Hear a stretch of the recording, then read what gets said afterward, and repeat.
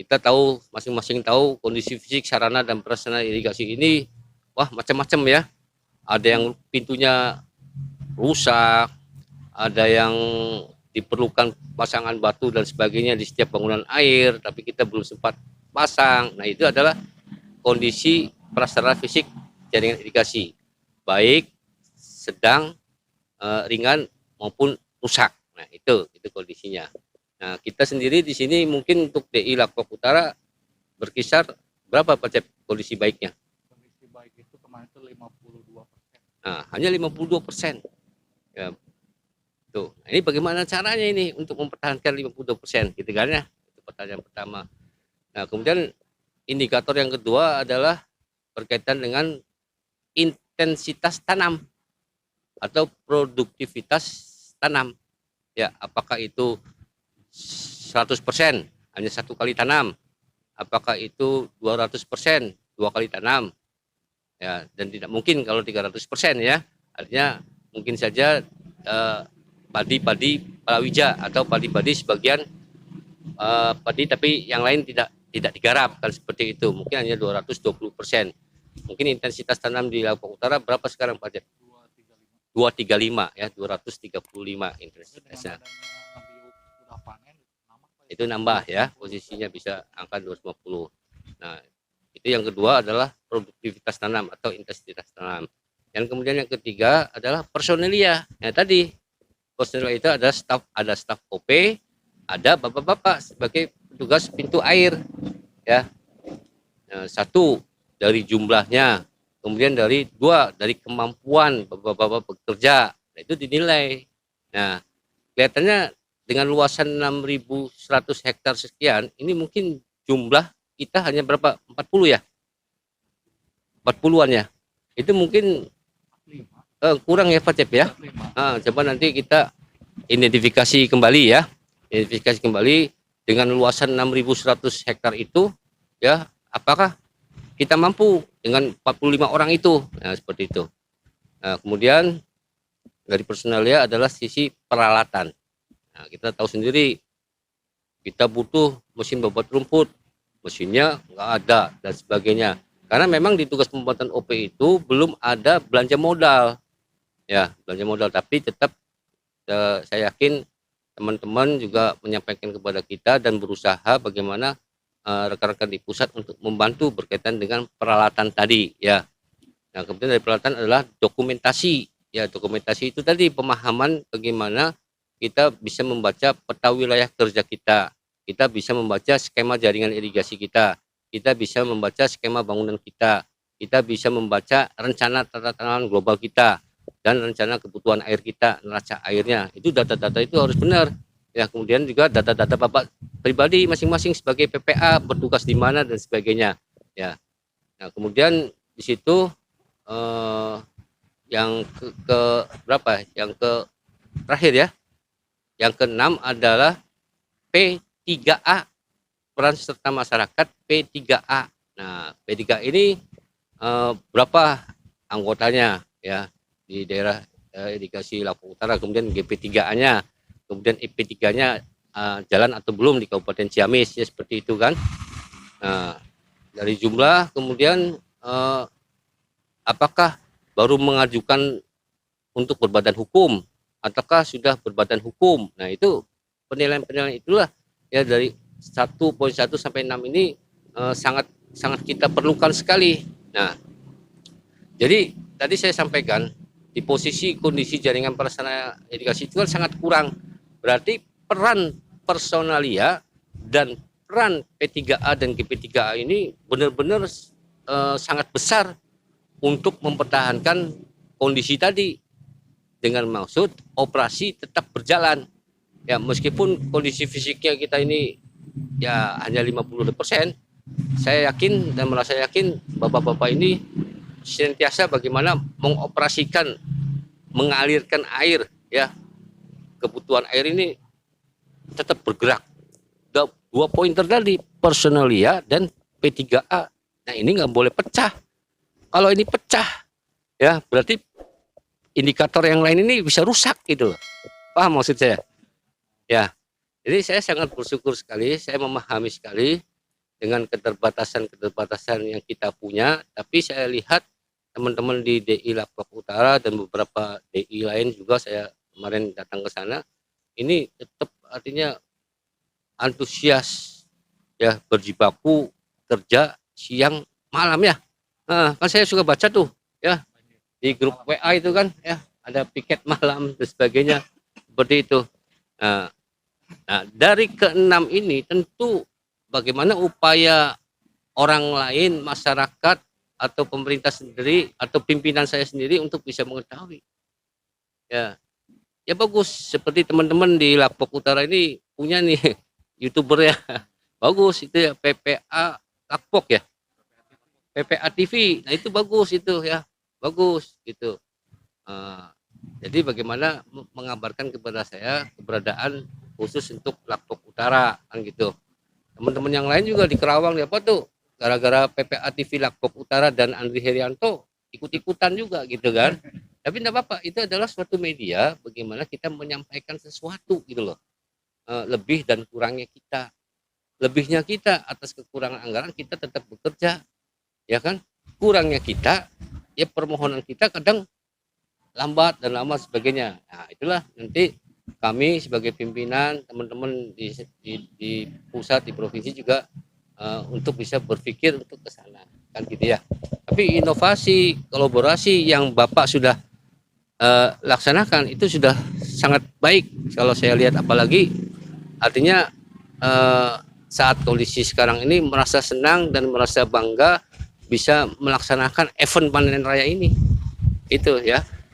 Ya, yang sebenarnya kalau secara biaya, kalau saya melihat nanti pompa berapa sih harganya, murah-murah, tapi rasa keberhasilan dan rasa syukur dan kebanggaan itu yang mungkin bisa saya resapi di sini gitu kan. Dan saya juga alhamdulillah dalam keadaan sehat saya datang ke sini.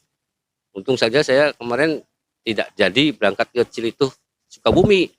Kalau saya berangkat ke Cilituh Sukabumi itu betul butuh fresh 3 hari.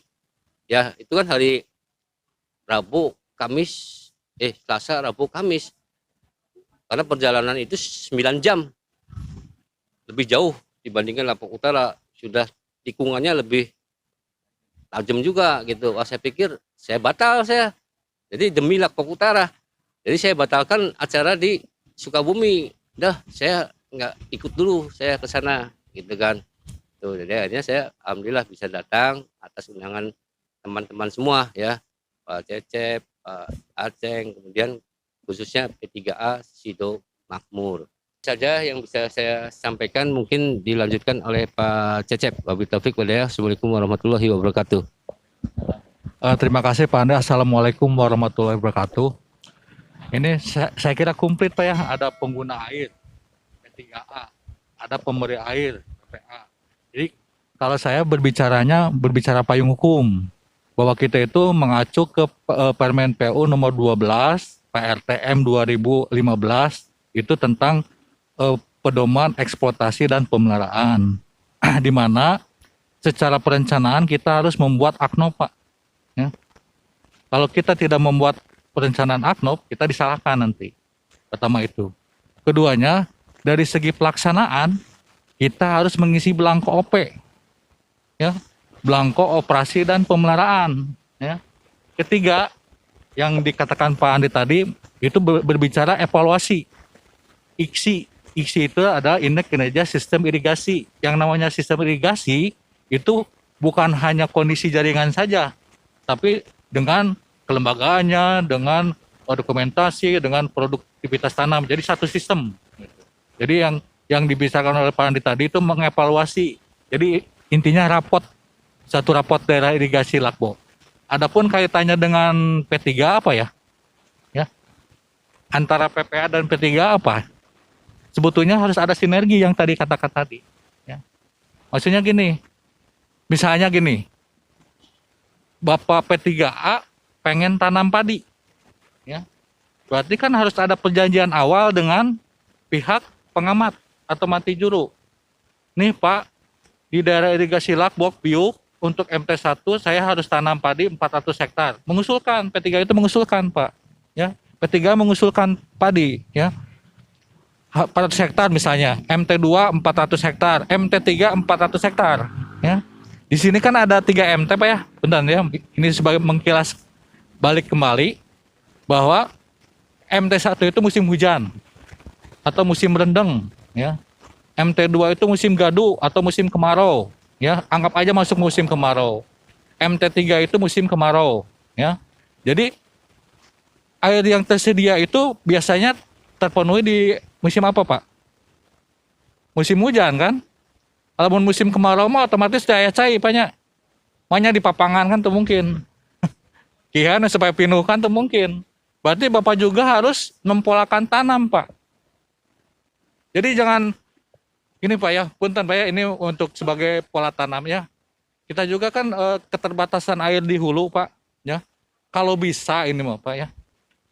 Yang P3 ini pakailah pola tanam padi palawija Pak. Sebetulnya palawija itu untuk mematikan hama yang padi itu Pak. Sekarang itu kan bagus Pak ya. Tapi kalau kita tanam padi lagi pas posisi ini hasilnya akan menurun Pak. Kalau saya kira gitu. Langkah lebih bagusnya kita tanam palawija Pak. Ini untuk memutus rantai hama Pak. Sebetulnya itu untuk memutus rantai hama. Kenapa kita pola tanam padi palawija? Soalnya kan gini. Dalam kaitannya pemberian air, jadi kan PPA itu memberi air Pak. Ini saya jelaskan sinergi antara PPA dan P3A. Jadi PPA itu memberi air sesuai dengan SKM, ya, sesuai dengan Satuan Kebutuhan Air, SKA. Beda Pak, misalnya di musim kemarau, ya. Sekarang tingkatan pelaksanaan di sawah apa saja? Ada yang tahu nggak? Tingkatan pelaksanaan di sawah ada apa saja kira-kira? Pertama pengolahan tanah, ya. Kedua pertumbuhan. Ketiga panen. Pan beda Pak. Masa pengolahan tanah pemberian airnya dengan masa pertumbuhan beda. Ya. Kalau masa pengolahan tanah di musim hujan ini ada 1,25 liter per detik per hektar. Jadi kalau Bapak punya area 100 hektar tinggal dikalikan Pak. Ya. 100 kali 1,25 berarti 125 liter per detik. Nah ini sama PPA dikeluarkan Pak 125 liter per detik. Melalui apa Pak? Coba. Melalui apa? Dicatat di mana Pak itu? Di papan tersier Pak, papan operasi. Papan operasi itu adalah sarana komunikasi antara PPA dan P3A Pak. Jadi guntrang di papan operasi eta. Tong 125 Pak. Jadi ada komunikasi. Jadi jangan sampai si PPA teh tak apal ya teh milik nu saya sawahna. Jangan sampai gitu Pak. Ya. Lamun misalnya apal, oh ini mah sawahnya Pak Doyok misalnya. Iwan Pak Doyok. Pak Doyok juga pasti akan intinya kalau panen itu akan ngasih lah insya Allah Pak ya. Apalagi yang belum punya belum kawin, anaknya bisa dikawinin. Jadi ada komunikasi Pak antara PPA dan P3A. Bagaimanapun juga P3 itu pengguna air Pak.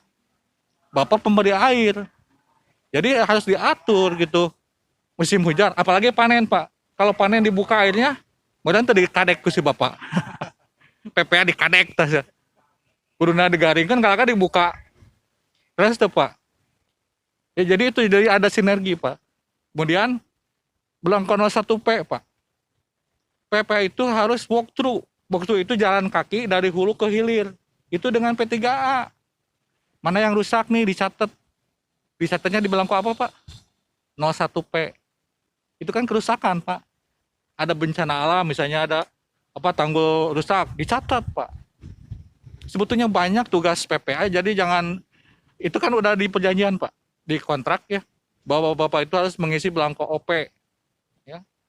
Kan ada di kontrak itu ada hak dan kewajiban Pak ya. Haknya itu mendapat honor, ya. Haknya mendapat honor. Kewajibannya apa? Mengisi belangko OP. Kalau saya sebagai PPK apa kewajibannya? Ngasih honor. Haknya apa? Menuntut. Mana tugas Bapak? Karena hak Bapak misalnya hak mendapat honor. Sama saya tidak dikasih, ngamak mau apa? Amak mah gitu. Meureun tuh di demo abi jeung Pak Andri. Selanjutnya paceng ira abi diulam di. Pak mungkin terakhir. Eh, Pembicaraan kita ini menjadikan sebuah catatan bagi kita. Tidak lain hasilnya adalah rasa syukur kita, selamat kita, sehat kita. Itu yang paling utama. Demikian rekan-rekan, Bapak Ibu, ibunya nggak ada ya. Bapak-bapak semua ya. Saya sampaikan, saya juga sampaikan salam juga ya pada rekan-rekan semua dari pimpinan kami di jajaran Dinas SDA Provinsi Jawa Barat, UPTD PSDA wilayah Sungai Citanlui, dan juga Balai Besar wilayah Sungai Citanlui. Mudah-mudahan tiga organisasi ini punya perhatian yang besar ya, bukan untuk wilayah Kecamatan Purwodadi tapi juga untuk Kabupaten Ciamis ya Pak. Akhir kata saya sampaikan wabillahi taufiq walhidayah. Assalamualaikum warahmatullahi wabarakatuh.